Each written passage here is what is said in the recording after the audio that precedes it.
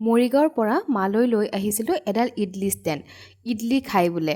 তাৰ বাবে আমি ল'লোঁ 2 কাপ চুজি, আধা কাপ চেনি, অলপমান নিমখ, এচামুচ ঘি, 2 কাপ গাখীৰ, লগতে অলপ ছ'ডা দি দিব। বাটাৰটো কেকতকৈ অলপ পাতলকৈ বনাব লাগে। বাটাৰটো আধা ঘণ্টামান ঢাকি থৈ পাছত ইডলি ষ্টেণ্ডত ভৰাই কুকাৰত দি দিব 10 মিনিটৰ বাবে আৰু এনেকৈ নিমিষতে হৈ যাব আমাৰ ইডলি ৰেডি। এইটো অৱশ্যে মিঠা ইডলিহে। আৰু সাউথ ইণ্ডিয়াৰ ফালে যোনটো ইডলি বনায় সেইটো নেক্সট ভিডিঅ'ত দি দিম বাৰু, কাৰণ সেইটো মই বনাই পোৱা নাই। এইটো ইডলি বনাব বহুত সহজ, আপোনালোকে ট্ৰাই কৰিব। লগতে এটা কথা ক'ব পাহৰি গৈছিলোঁ, এই ইডলি ষ্টেণ্ডডালত প্ৰথমতে অলপমান ঘি দি দিব, কাৰণ তেতিয়া ইডলিকেইটা ধুনীয়াকৈ ওলাই পৰিব। 10 মিনিট পাছত কাটা চামুচেৰে চাই ল'ব।